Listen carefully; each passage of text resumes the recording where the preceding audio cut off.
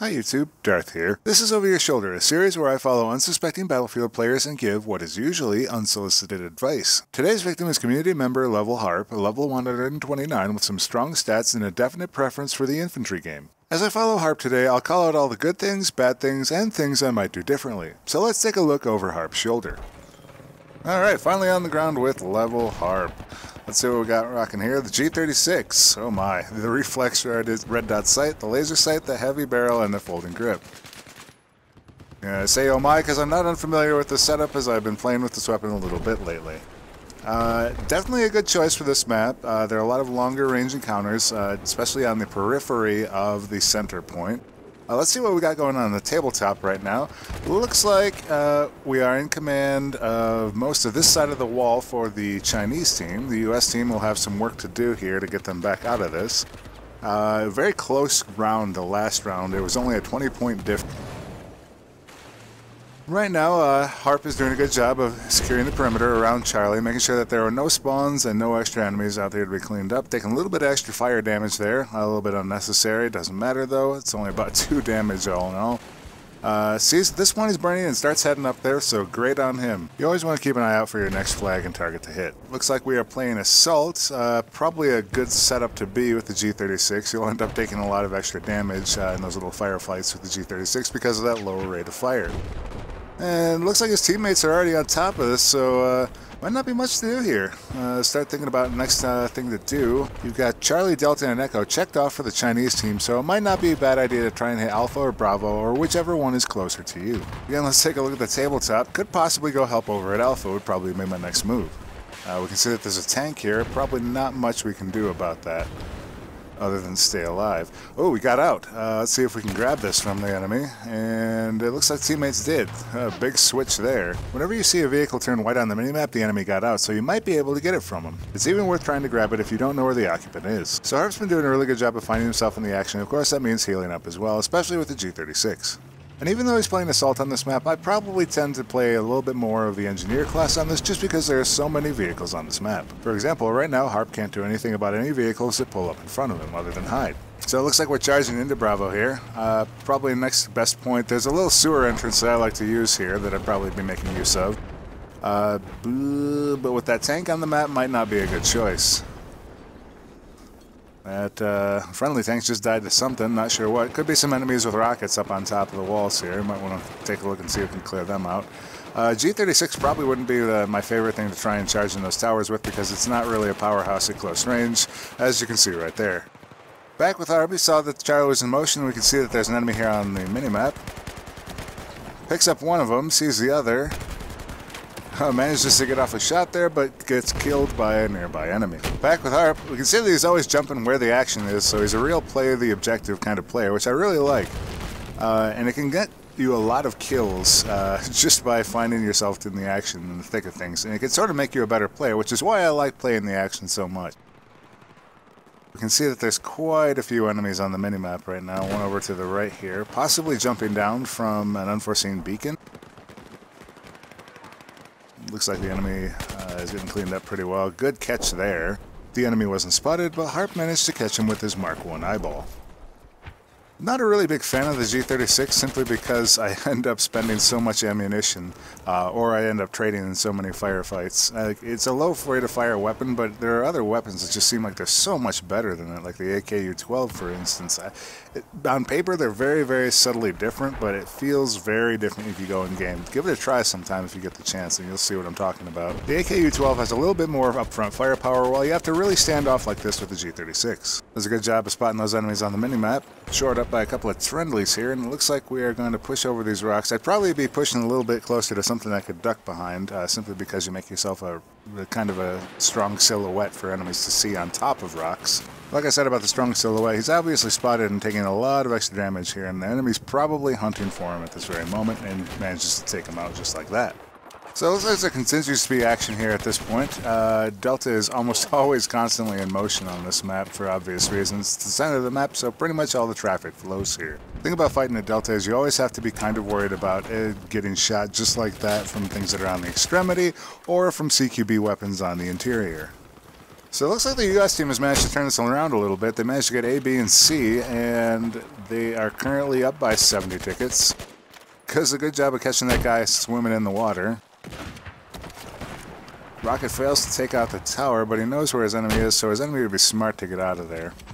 In Battlefield, if you fail to finish an encounter by killing your enemy, think that the enemy is going to be coming for you, and you should probably consider moving. Harp's making a good use of bursting this weapon in order to take out ranged enemies, but at the same time we spent probably too long behind this and the enemy has found us. So there's another weakness of the G36 as a carbine. Since the minimum damage is so low, you're going to be taking 7 to 8 bullets to kill an enemy at range, even if you manage to land every one of them. Because it fires so slowly, it gives them a lot of time to react. So for a gun like this, you need to be able to hit those headshots just like that. Which is why I like a setup, but on this map I might be using something like a 3-4x scope. It certainly bounces around a lot less than it used to because the visual recoil changes almost got our heads knocked off there, but definitely try out the 3-4x scope.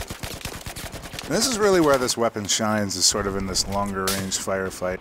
Pressing up on the enemies would be a mistake because you don't have the firepower to take them out at close range. And they clearly know where you are right now, so you kind of got to wait for the enemies to come up on you. I think I'll probably be paying attention to that Level-H event that's happening, just to make sure that it doesn't fall on me here. I think we're further enough along. Alright, we're in good shape now. Saw that enemy to the right on the minimap, good catch, and managed to come up with the kill. And you can see we're down to 24 bullets because you have to expend so many to kill an enemy even at range. And he gets taken out there at close range, which is not the G36's strength. Alright, back in the buggy. Looks like we're trying to take Echo back from the American team, and we're probably just going to get cut down here by the number of defenders. Not much you could do there other than try to find yourself a better spawn. And you can see on the mini-map that we've got an enemy right here. I think maybe let the friend take him out and then follow up if necessary, rather than trying to push the corner at the same time. Does a good job of tap firing that enemy down, but as I was saying, peeking a corner at the same time as a friendly can be deadly to both of you. Pushing on Charlie, not a bad idea. A couple enemies all around. I think I might have slow played that a little bit more. But then again, I'm an action junkie, so I might have done exactly the same thing, knowing full well that playing it slower was a better idea. One of my problems is pushing when I probably should be playing back and playing it safe. Again, he sort of gets caught out in the open here, almost dies to the explosion, misses his first few shots there and trades with that enemy. So there are just enough close-range engagements like that that I think I might prefer a 700 RPM weapon as opposed to the 650 that the G36 is, simply because you will be able to win those close-range engagements when they do happen. So a weapon like the AK-5C is probably more ideal for this. As to when the G36 is great, it would be great if you were a kind of player that didn't play the objective quite as much as Level Harp, simply because you'd be able to stand off. Personally, I prefer a weapon that's good in all situations. Catches a tank here, lines up the shot, comes a little bit short. It's kind of why I like the straw on longer range maps like this. The RPG is great in close quarters city maps like the Siege of Shanghai, but I really like the straw because you can readjust your shot on the fly. Although there's the nice advantage of the RPG is you can shoot and duck behind cover. The RPG is a nice weapon to peek and shoot when you want to disable a tank and the enemy team is somewhat observant. The straw works better if you have a long shot that you can just maintain. Took a little too long with that shot and the tank made him pay for it. So, gets taken out by the gunner there, very observant on the gunner's part. And not being able to pull off those quick shots is really the big problem with a weapon like the Javelin, that you have to hold down and lock on your target. Looks like Level Harp finally got his revive. Now, one more quick bit of advice about the straw is you can actually fire it from the hip if you feel confident about where you're aiming. If you're really close, it's not a bad idea, but it doesn't tend to fly very true. Well, let's get back on Level Harp now that he's all healed up. Got more hits on that tank. Looks like the tank finally ejected, and we are in trouble here. All kinds of trouble, and manages to get taken out at close range again, where the strength of the G36 just fails him. Alright, still trying to push this point. Definitely still plenty of enemies around. That AA gun is over there, which is going to be a problem, and there's a tank on the road as well. I'd probably be heading towards the river and trying to find a nice safe spot to hide behind there, because most people tend to look to the center of the flag here. Positioning's not terrible. He's getting a couple of good shots in, and then ducking behind cover, so he's probably in good shape now as long as his teammates can manage to keep any enemies from coming through that left side of his. That might be it for the AA gun. Nope, not quite yet. Although it's definitely hurting and it's probably moving out now. I think we might have expended all of our rockets. Definitely some infantry action coming over here. This might not be a bad situation to, rather than have the 1x, have the 3-4x or 2x scopes on this thing. Simply because you'll be able to get those long-range shots a little bit better zoomed in. So here's the other deal with the G36. Because you have to tap fire it as much, you're getting less than the 650 rounds per minute anyways. So you have to ask yourself, what's the advantage of this weapon over others? Lots of tap fire, not a whole lot of connections there. Oh, managed to come up with at least 3/4 of them, so gets the kill. But in reality, just about any other weapon would have been better there. That's how weak the G36 is. I'm taking a look at the recon kit. Nope, decided not to take it. I usually like to pick up a kit just to take a look and see if the recon has dropped his goodies for us. Ooh, kind of a risky shot there. Does manage to take that guy out though. He's doing a really good job of picking out enemies from the environment around him and shooting them, despite them not being on the minimap. Kind of dangerous here. 26 health. Might want to find somebody with a med kit behind him, perhaps. Very aggressive play, consistent aggressive play, very good. At this point, I'd probably be a little bit upset with my teammate for not dropping health, but that is life. At least in Battlefield 4, and he gets taken out by way too many enemies just surrounding his position. So far, it's been a really rough round for the Chinese team, although they managed to keep it within 100 tickets of the US team, so all is not lost yet. If they can manage to hold these 3 points, they might be in good shape. 2 great quick shots there. Might come up with this other guy here, and oop, got a spawn there. Hunting him down now. Nope, not quite. Just making sure there's nobody in here. Looks like a teammates took out the spawn. You can see there's a beacon in there, so you probably want to make that a priority to take that out before you move along, so the enemy doesn't get a good idea where you're at. Not a bad intuition to take the car, but couldn't have known that there was a guy right there. What's the worst that could have happened? He would have died anyway if he had just walked along. Looks like we're back and inside a friendly tank. Managed to take out at least one enemy there. Oh, we got Kamikaze coming.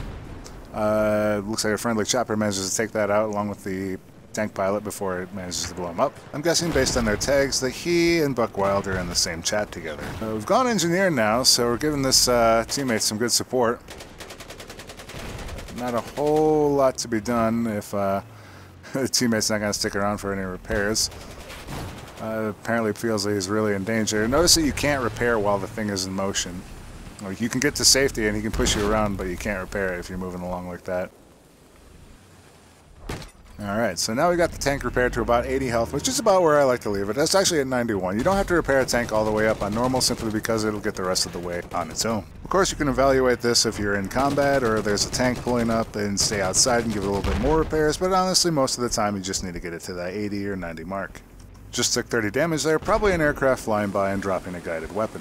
Might have been a better idea to get out on the protected side of the tank, but with that many friendlies on the hill, you're probably going to be okay unless a sniper comes along. But otherwise, Harp is doing a really good job of being the repair buddy for Buckwild. And taking a look for all the enemies that are around here. Still not safe enough for the tank to move in there until we get some infantry support. So doing a good job of playing it safe here as the tank driver. Looks like we got an oblivious attack helicopter flying by, and it's probably not a good idea to just be blazing on the gun here, simply because you never know when a C4 Jeep will be coming along and looking to kill you. You're really just putting yourself on the minimap and making it an easy target. Of course, as I'm saying that, I'm looking at that C4 Jeep on the minimap that manages to get taken out at the very last second.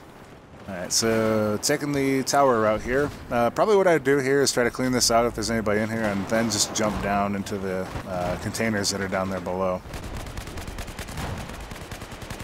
Get some good shots in on that guy.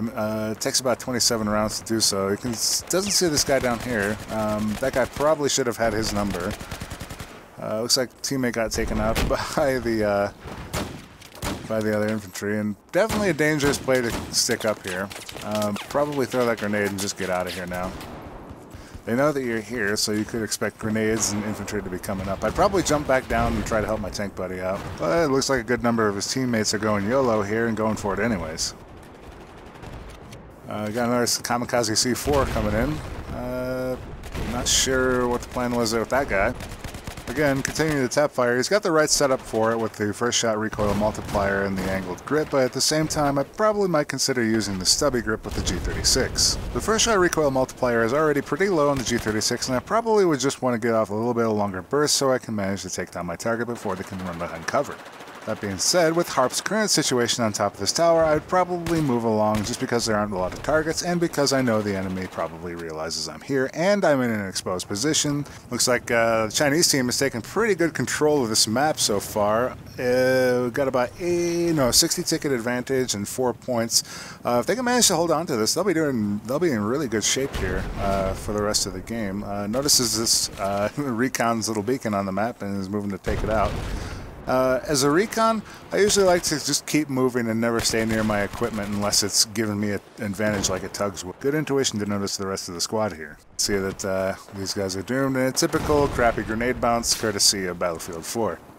You never really know where they're going to go some days.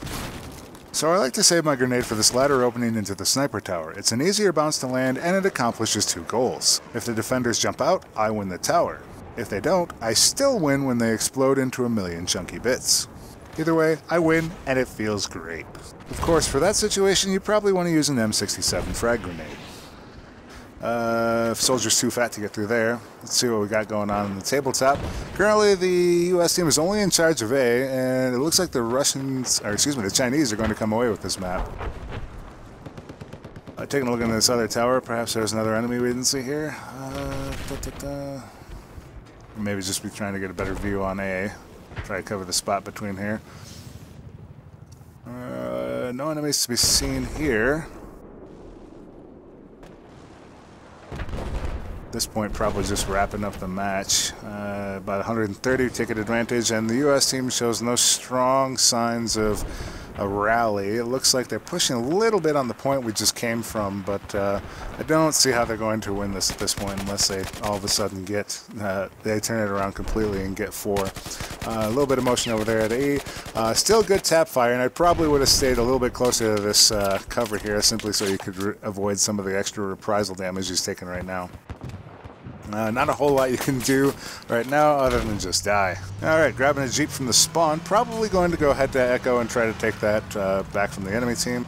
Not a whole lot of tickets they have left, so this will probably be the last point we get to play at this round. I usually like to not take the main route here if the enemy does have that point, because chances are it could be mine. Or you could just end up running into obstacles like that, and the enemy is looking at you when it happens, so you could just die. I mean, imagine if that rocket guy had been looking down that road at the time. Catches that guy taking a nap.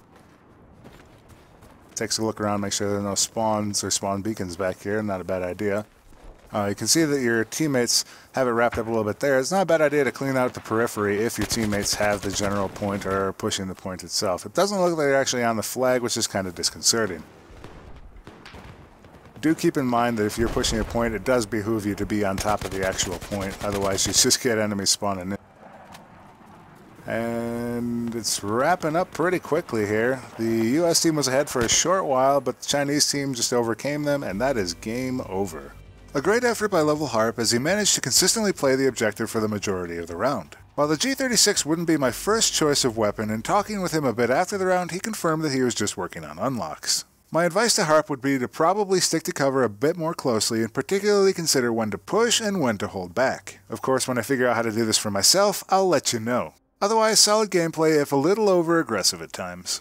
That's it for this episode of Over Your Shoulder. If you'd like to be featured in a future episode, please be sure to leave me your Battlelog information in a private message or down below. If you found this video helpful, insightful, or entertaining, please be sure to leave a like before you go. If you're new around here, check out my channel and please consider subscribing. Thanks for watching, and I'll see you next time, YouTube.